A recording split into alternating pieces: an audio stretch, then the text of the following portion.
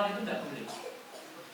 Dan dalam sholat itu membatalkan sholat karena bukan termasuk bacaan sholat. Kadang-kadang orang tuh sholat batal. Gitu. Hamzah, ha, ya, batal. Kecuali kalau untuk bacaan yang wajib nggak bisa baca, keselak misalnya. Mau baca Al-Fatihah untuk dirinya sendiri kan nggak bisa. Nggak apa-apa. Jadi hanya untuk bacaan yang wajib. Imam pun imam, cuma untuk mengeraskan bacaan supaya makmum dengar, dia harus dead, nggak boleh. Bocor cak makmum, cak kuatmu, nggak boleh cuma gara-gara untuk mengeraskan pakai dead.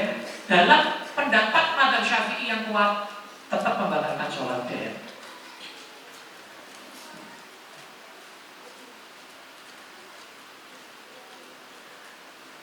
Kita tahu pasti sehari melakukan kemaksiatan, sadar melakukannya.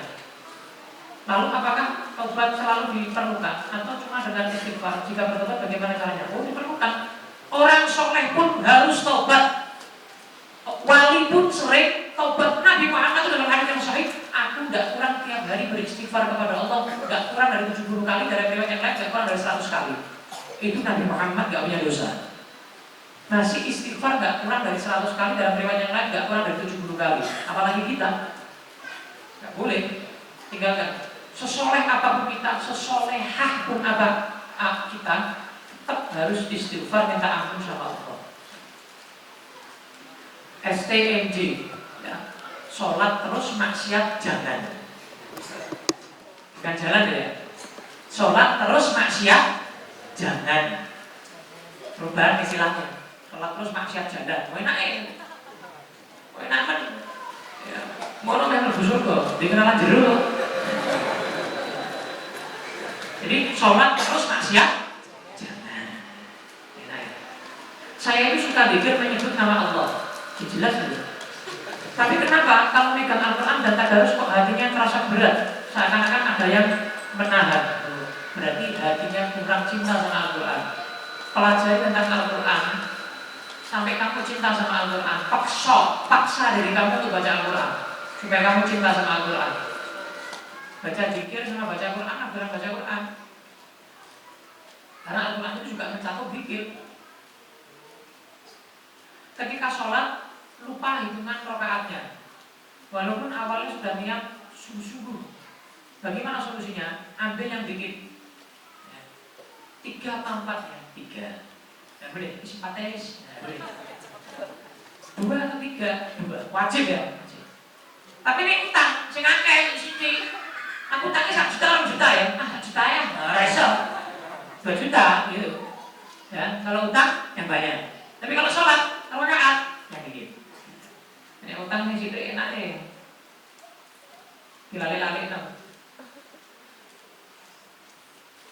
Bagaimana rincian resepsi pernikahan yang sesuai syariat Islam? Tidak ada hal-hal yang diharamkan, tidak ada kemungkaran di dalamnya, ya. Tidak ada campur antara laki-laki dan perempuan, campur. Nah seperti ini kan nggak campur, laki-laki dan perempuan nggak campur, dipisah, ya. Kemudian, ya kalau bisa resepsi pernikahan itu sholawatan, baca maulid, dipisah laki-laki dan perempuan, ada ceramahnya, ceramah yang undang aku, enak gitu, paling enak, mantap ya.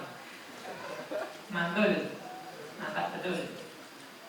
Saya pernah bermimpi disuruh jadi imam sama Habib Lutfi. Tapi posisi saya saat itu tidak atau belum pantas karena ilmu saya minim. Pertanda apakah itu Habib? Pengaji. Dia bisa jadi imam. Itu kok jadi imam. Maksud berarti ngaji ben jadi imam. Atau kalau dia jomblo, imam ini maksudnya imam keluarga. Ngaji obat nikah tenanan, ben iso dadi imamnya si dia. Masuk ayo.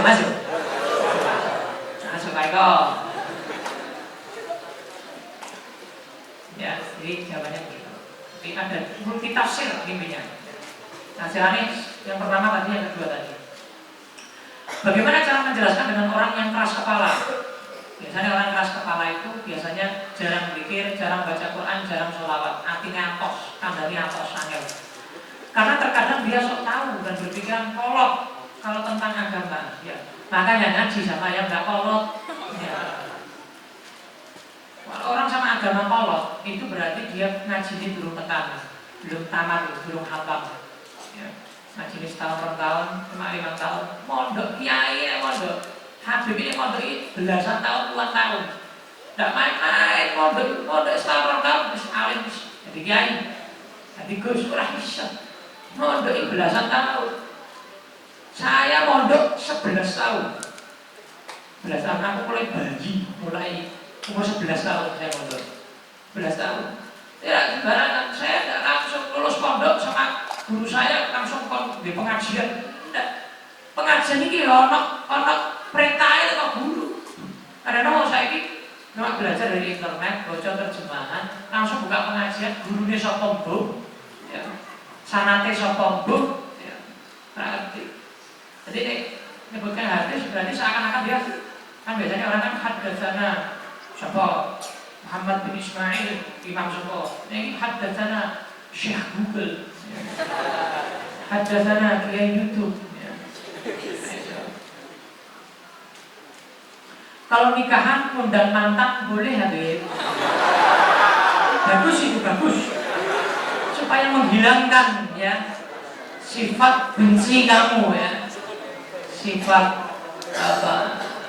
Ya sifat bencinya dihilangkan. Biar gak punya benci sama makhluk ya. Ya kok bahas undang mantan untuk menjalin silaturahim. Gaya betul. Menjalin silaturahim. Kadang-kadang anak mau pacaran, tapi takut terjadi kerusuhan. Kerusuhan, jadi kerusuhan aja. Kadang-kadang itu ada orang belum nikah, tapi efek-efek minta nomornya mantan buat menjalin silaturahim. Silaturahim apa? Ya, silaturahim itu bukan sama lawan jenis ya. Kowe bar pacaran terus harus punya hubungan terus. Oh tidak. Putus selesai. Wis. Kowe pacaran putus selesai. Enggak usah alasan nyambung silaturahim, alasan biar hubungan ini wis tidak bisa. Tetap setan akan terus ada itu. Putus selesai. Jadi kalau terjadi kerusuhan, dan itu mungkin bisa terjadi ya, anarkis ya. Nanti mantannya bisa anarkis, jangan diundang. Kalau udah anarkis dia orangnya kalem ya, pendiam, tidak banyak bacot ya. Tidak apa-apa diundang. Bolehkah memberi syarat calon suami harus mapan karena menuruti orang tua? Kalau tidak dituruti, apakah dikatakan durhaka? Mapan itu kalau versinya Al-Quran baru nikah. Jadi wong durung nikah, sugih kaya apa durung mapan. Paham ya? Mapan versi Quran, duduk versiku, versi kiai ya. Versi Quran, versinya Allah, mapan itu ya baru nikah. Jadi sebelum nikah punya rumah 5, punya mobil 5, ya itu belum mapan. Mapan itu baru nikah. Jadi versi Al-Quran mapan itu baru nikah. Ini belum mapan, belum nikah, mapan-mapan. Menunggu udah tulis menunggu nikah. Bagaimana amalan biar bisa ketarik dan biar cepat futuh ya. Biar bisa ketarik, cari tahu tentang tarik. Cari tahu kisah-kisah tentang tarik, sejarah tentang tarik, wali-wali ditarik, sahabat-sahabat Nabi yang ditarik, bagaimana sejarahnya tarik. Dekat sama ulama-ulama dari tarik, habaib, kiai dari tarik, gus dari tarik, dekati mereka. Cari tahu tentang tarik ya. Dan banyak baca-baca wirid ini. Ya dari wa ahlaha. Tiap hari 100 kali. Ya dari wa ahlaha, ya dari wa ahlaha, ya dari wa ahlaha, ya dari wa ahlaha, ya dari wa ahlaha. Artinya apa? Wahai kota tarik, karena kota tarik kota yang luar biasa, penuh dengan wali, jutaan, miliaran wali, kutub banyak di sana. Para sahabat Nabi yang ribuan di sana, yang dimakamkan di sana. Wa ahlaha dan penghuninya, berkah tarik, kota tarik dan berkah penghuninya. Jadi doa itu. Jadi minta berkahnya mereka. Ya karimu ala, ya karimu ala, ya karimu ala. Sehari berapa kali? 100 kali. Bagaimana cara menjadi makmum yang benar kepada orang yang menfarid saat baru datang? Kamu kalau dengan apa jadi mukul, bukan mukul ya, nepuk, itu ganggu kekhusyukan imam, perasaan nepuk. Kadang-kadang ini baru ngaji. Juga knowledge sebagainya. Kalau memang tidak mengganggu, pelan saja. Mau memberitahu dia. Sebenarnya tidak ada, istilahnya tidak ada. Misalnya aturannya harus nepuk tidak ada. Cuma memberitahu, karena di sampingnya kan imam ngerti gitu. Jadi imamnya perlu. Nah, kan? Imamnya mulai jauh sampingnya ada makmumnya.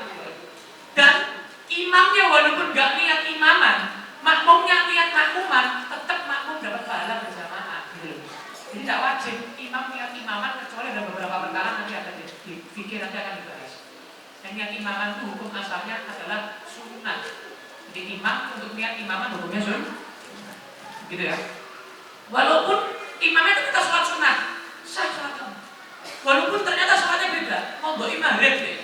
Padahal duhur, gue sholat duhur, tapi imamnya sholat maghrib.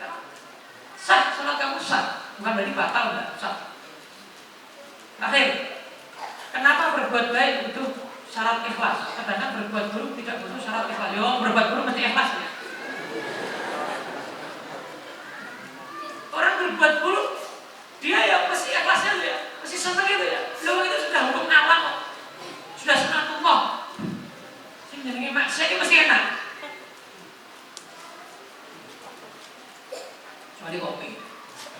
Kopi pahala insyaallah ya, dan nikmat ya. Maksiat mesti enak. Makanya Allah nyatakan huffatil jannatu bil makarih wa huffatin naru bisyahawat. Surga itu dikelilingi hal-hal yang tidak mengenakan. Kalau neraka dikelilingi dengan hal-hal yang mengenakan, nikmat. Zina. Nikah cici doa kan mentok papat nih wani. Zina, sewu iso. Asal jadi. Ya, sewu iso. Sini pun dan macam-macam. Nyoba Cina, Jawa, Madura, kan bisa. Zina macam-macam bisa, ya kan? Karena diciptakan apa? Minum khamr. Lali kabeh mabuk, problem lupa, utang lali mabuk, narkoba wis lali kabeh. Fly lupa semuanya nikmat, rasa dunia ini gede-gede ya. Serasa semuanya punya dia nikmat. Maksud pasti nikmat. Pasti nikmat, tapi nantinya tidak nikmat. Makanya orang yang minum khamr, minum minuman keras di dunia, kok di surga tidak bisa minum minuman keras. Karena di surga nanti ada sungai minuman keras. Sungai khamr orang di surga Quran. Dan nanti kita di dunia sabar, tidak usah minum minuman keras, tidak usah minum khamr, kok di surga bareng-bareng mabuk-mabukan. Oke? Setuju ya? Kalau jurus mabuk di mana bisa? Surga bisa. Halal semuanya surga. Tengok fly di mana sakarmu ya. Sakarmu. Di surga memang kowe sakarmu. Asal dunia sabar menjalani hal-hal yang kurang enak, bangun tahajud, waduh, kesel ini kerjaan banyak, bangun subuh, duha, rawatib, wirid, sholawat, Quran, sabar. Memang itu memang di dunia belum mengenakkan kita, tapi nanti di surga kita enak, tenang. Sabar, mabuk di surga, tenang. Janji Quran tadi, sungai khamr. Oke, saya kira itu.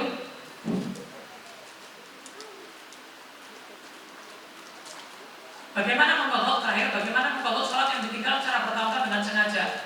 Nyicil.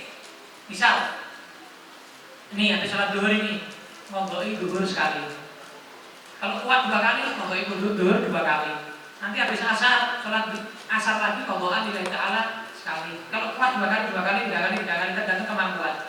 Jadi tiap habis 5 waktu, tambah lagi 1 niatnya ngoboan lillahi ta'ala, dikit demi dikit dia nyicil. Kalau dia meninggal sebelum lunas, insya Allah dicatat Allah termasuk orang yang melunasi hutang kodok sholatnya. Karena dia serius mau istiqomah bayar hutang sholat. Jadi seperti itu caranya. Wallahu a'lam bishawab. Mudah-mudahan bermanfaat bagi kita semuanya.